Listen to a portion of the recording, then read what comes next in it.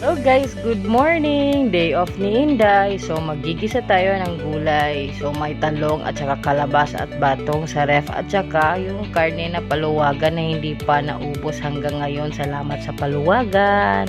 Ayan, gigisa na tayo ng karne. Hintayin yan na magpula o yan.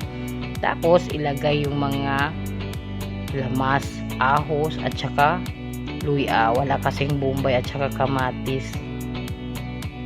So, resourceful dapat tayo pag magluto. Yan, nilagay ko na ang batong at saka kalabasa.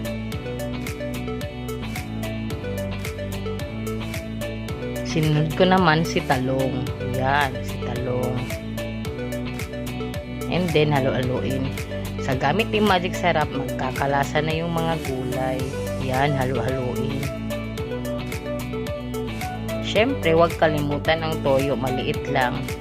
At halo-haloin. Hintayin hanggang maluto ang mga gulay. Yan, malapit na. Konting kembot na lang. Yan, thank you for watching. Kain tayo guys. Have a blessed Thursday. Bye-bye.